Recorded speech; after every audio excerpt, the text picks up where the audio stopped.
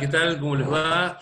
Hola a todas, a todos, a todes. Esta es una nueva clase de introducción a el estudio de los lenguajes y los discursos y comunicación y cultura de la Tecnicatura en Periodismo Deportivo. La semana pasada estuvimos charlando sobre las distintas miradas, las distintas escuelas, algunas de las miradas o escuelas vinculadas con el estudio de los signos.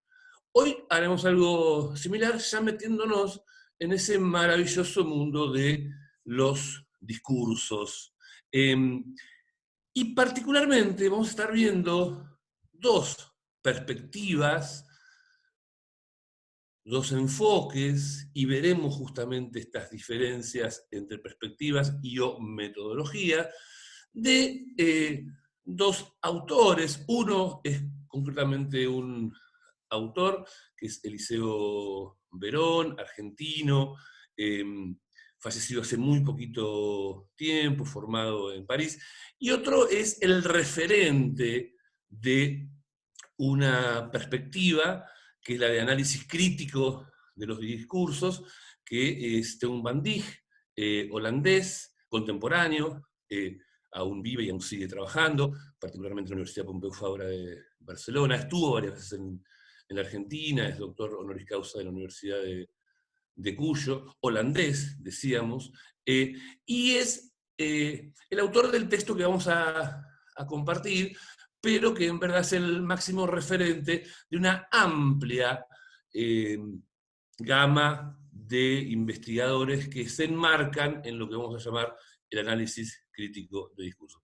Pero en esta oportunidad vamos a compartir un PowerPoint, una serie de tablas que nos van a ir permitiendo, y de placas que nos van a ir permitiendo ir diferenciando estas dos escuelas diferenciadas. Vamos a intentarlo. ¿Sí?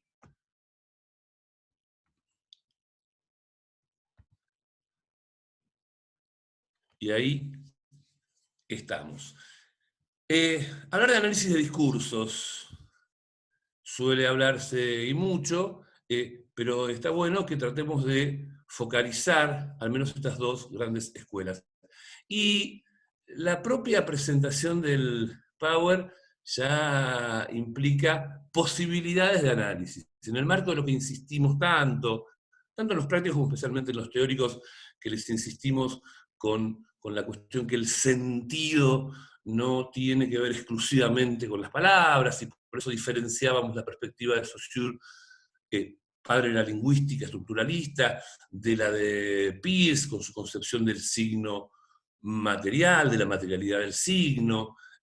Si ustedes se pusieran a analizar este Power, en primer lugar seguramente encontrarían la escasez de recursos tecnológicos por parte del autor y la infinidad de otras posibilidades de otros recursos multimediáticos que hubieran podido utilizarse, que no se van a utilizar. Pero muy particularmente hay una decisión que, como todo, no es casual, que es la de poner, por un lado, análisis de discursos como título, pero al mismo tiempo jugar a esta especie de confrontación, ¿no? Como si fuera una especie de partido de fútbol, Van Dijk contra Verón versus Verón, pero no es una afirmación, sino que está planteado como pregunta.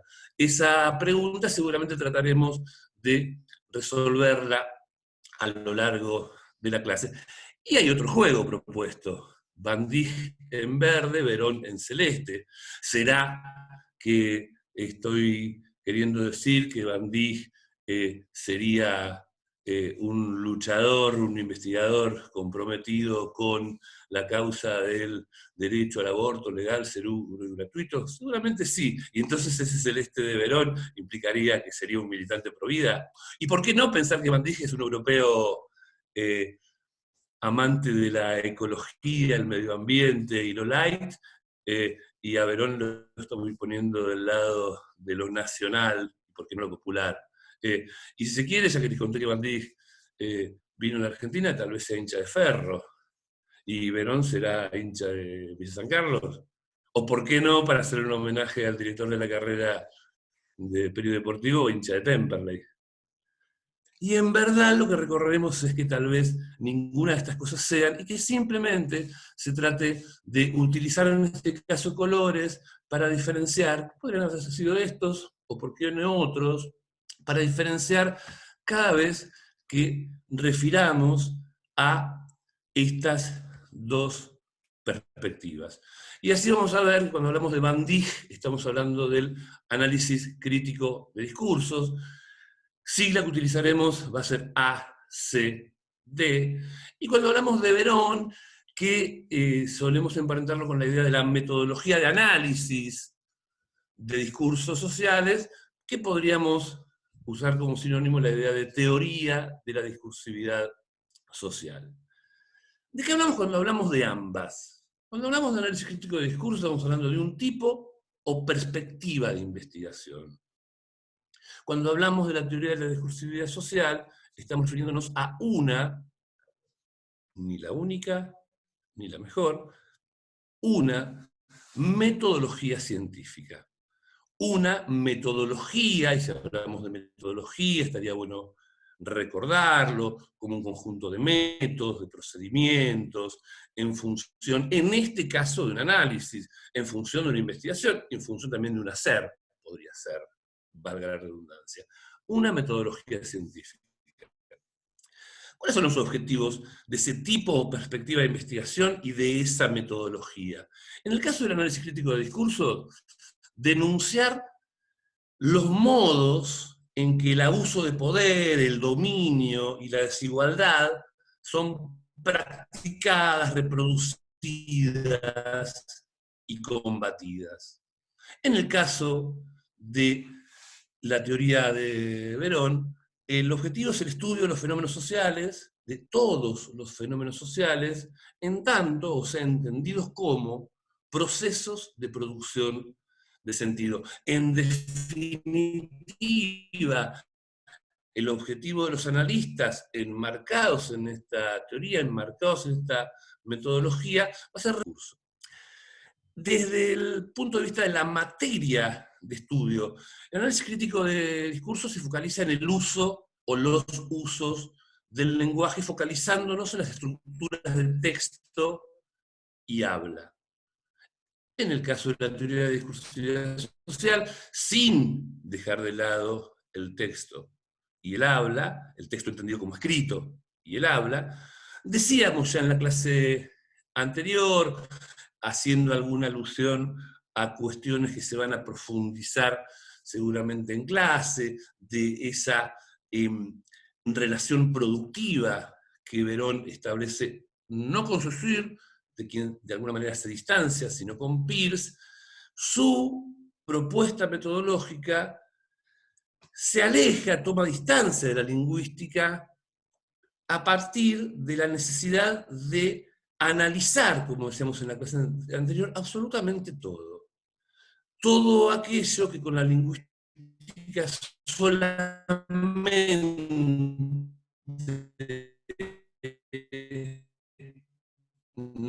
no alcanza.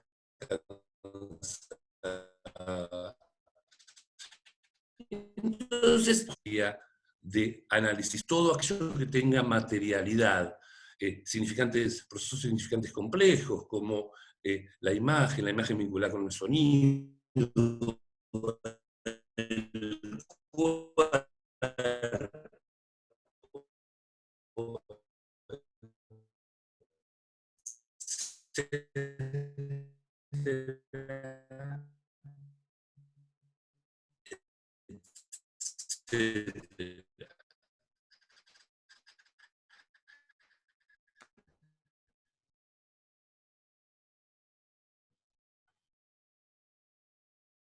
si el análisis del discurso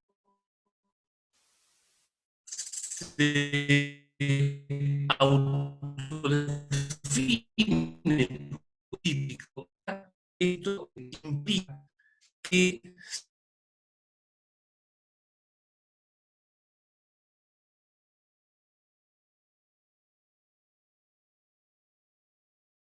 seguimos.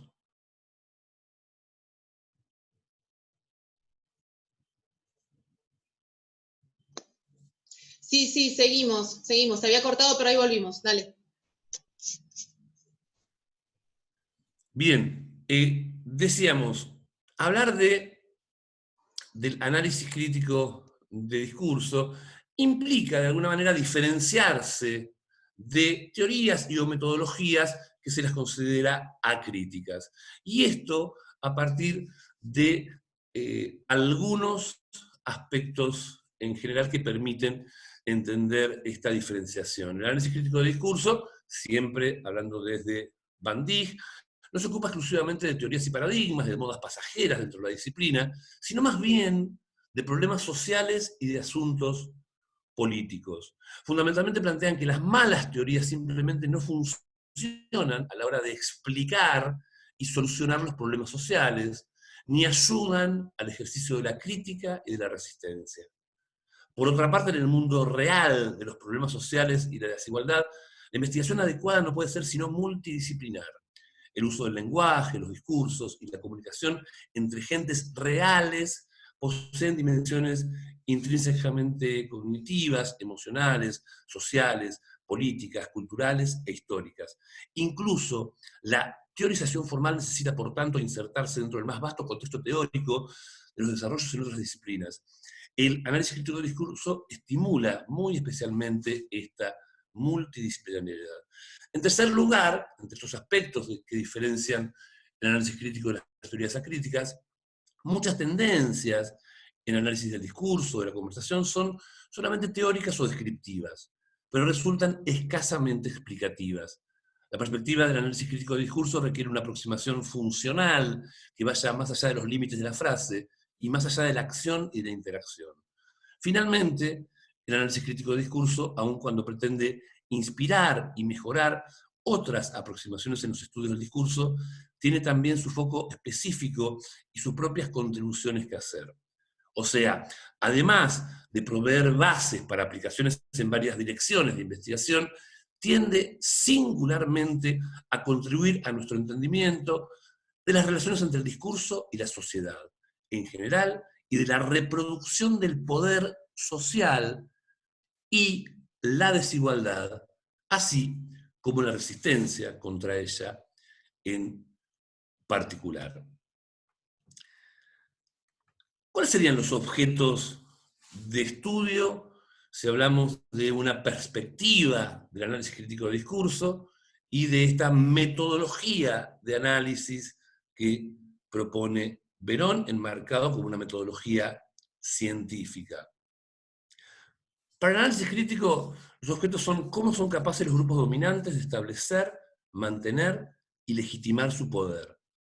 Y fundamentalmente, qué recursos discursivos se despliegan en dicho dominio. De esto se desprende el estudio de cómo los grupos más poderosos controlan el discurso y cómo tal discurso controla la mente y la acción de los grupos menos poderosos y cuáles son las consecuencias sociales de este control. Por su parte, podemos decir que la teoría de la discursividad social, Verón, lo que propone es observar, reconstruir la complejidad y multiplicidad de dimensiones de los procesos de producción discursiva y sus efectos de lectura. En ese marco, una gran diferencia, y esto es lo que puede entenderse como esta diferencia entre el estudio crítico y otras perspectivas, es que desde el análisis crítico los investigadores asumen posiciones explícitas en los asuntos y combates sociales y políticos. Mientras tanto, desde la perspectiva de la teoría de la discursividad social, el analista, el otro día lo decíamos en clase y hoy lo reafirmamos, hipotéticamente sale de la red. ¿Y para qué sale de la red? En verdad lo que construye son metadiscursos. Y está mal puesto, dice metadiscursos. Metadiscursos, o sea, discursos acerca de los discursos. Desmonta operaciones de producción y desmonta operaciones de reconocimiento o efectos de lectura de los discursos. A partir de ahí, podríamos decir que para Van Dijk, los campos de acción de la investigación y los campos de análisis son fundamentalmente para el análisis crítico del discurso, el discurso del poder, el discurso político, los discursos de los medios de comunicación, los estudios feministas, y por eso jugábamos al principio con esta cuestión de ponerle ese colorcito verde también, el análisis del etnocentrismo, del antisemitismo y del racismo. Otros campos posibles, siempre vinculados a las relaciones de poder, puede ser entre doctores y pacientes, o entre implicados en institución jurídica, jueces, fiscales y los que generalmente son las víctimas, en las instituciones educativas, en los textos oficiales, en el mundo de los negocios y de las corporaciones. ¿Y qué estudiaría la teoría de la discursividad social? ¿Qué podría analizarse desde la perspectiva de intentar reconstruir los procesos de producción? Absolutamente todo lo anterior y mucho más. Desde el packaging a la moda, desde la señalética urbana a los cuerpos, de la prensa femenina a los manuales escolares, desde las campañas electorales a los colores, aromas y sabores del vino y la cerveza, tal como yo lo hice en una clase, desde la ficción al discurso de la ciencia, desde las palabras a las cosas. Y de alguna manera todo esto que acabo de enumerar no son más que cuestiones que el propio Liceo Verón demostró que eran materia posible de análisis desde esta misma perspectiva, desde esta misma metodología. ¿Cuáles son los principios básicos del análisis crítico de discurso? Enmarcados con todo eso que recién observábamos que lo lleva a diferenciarse de otro tipo de nociones o teorías o metodologías, el análisis crítico del discurso trata de problemas sociales, con la convicción que las relaciones de poder son discursivas. El discurso constituye la sociedad y la cultura. El discurso siempre hace un trabajo ideológico. El discurso es histórico. El enlace entre el texto y la sociedad es mediato. El análisis del discurso es entonces interpretativo y explicativo. El discurso es una forma de acción social. Por el contrario, ¿cuáles serían los principios de lo que podríamos llamar la mirada del analista o cómo se constituye la mirada del analista? Cuestiones que van a estar viendo con Susana Martins en la clase de la semana que viene. Algunas situaciones así como relevantes. En primer lugar, el analista de discurso parte de la certeza de que un texto no es necesariamente un texto escrito, es un paquete de materia significante, un producto. Y ese paquete, ese producto, es susceptible, factible, de múltiples miradas y lecturas. Ahora bien, concebir al texto como discurso es entender que discurso es un abordaje al texto.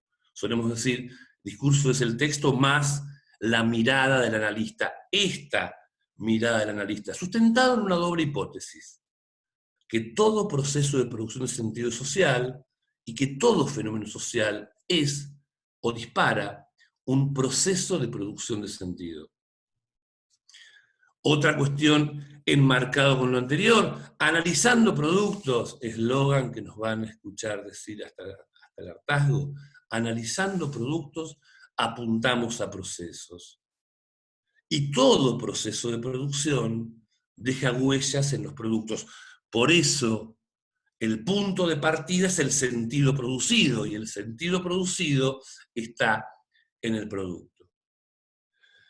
¿Y qué analizamos? Partimos del principio de la diferencia. es tanto lo que puedo decir esta silla que lo único que es válido es en qué se parece y en qué se diferencia de esta silla. Nunca el análisis discursivo es en sí mismo. El análisis siempre es comparativo y pone en relación fenómenos interdiscursivos. Hablar de producción y reconocimiento no es lo mismo que hablar de emisión y recepción. La certeza es que nunca las condiciones de producción de un discurso coinciden con las posibles condiciones de reconocimiento o los efectos de lectura de esos discursos. Las dimensiones y o categorías de análisis de las condiciones de producción son tipo discursivo. Por ejemplo, ustedes van a analizar muchos productos periodísticos o de ficción o publicitarios o discurso político. Soporte, el soporte material, dispositivo, géneros, estilos y lo ideológico. Y no casualmente puesto así entre comillas para no confundirlo necesariamente con la concepción más habitual de ideología. Lo ideológico y el poder son dimensiones constitutivas de todo discurso. Todo discurso tiene una dimensión ideológica y una dimensión vinculada con el poder. ¿Por qué? Porque partimos de la certeza que todo discurso es social. Entonces hablar de lo ideológico, hablar del poder, es hablar de los mecanismos básicos de funcionamiento de la sociedad. Esto que tal vez desde otra perspectiva se lo denomine como el contexto, lo que rodea al texto, en verdad es plantearlo como los mecanismos de funcionamiento de la sociedad. Lo ideológico, los mecanismos de funcionamiento de la sociedad que gestan ese discurso. Y el poder es parte de los efectos de lectura, o sea, es parte de las condiciones de reconocimientos. Ahora bien, todo discurso tiene estas dimensiones, pero no necesariamente todo análisis es exclusivamente ideológico.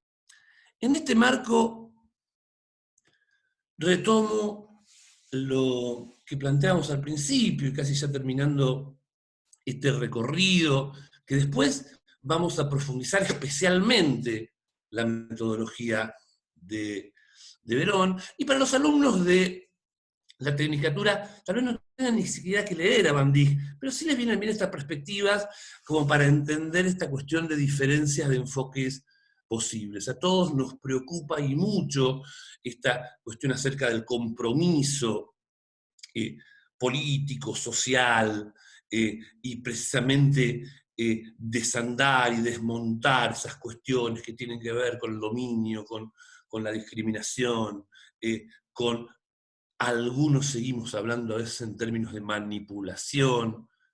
La pregunta del millón es para Van Dijk.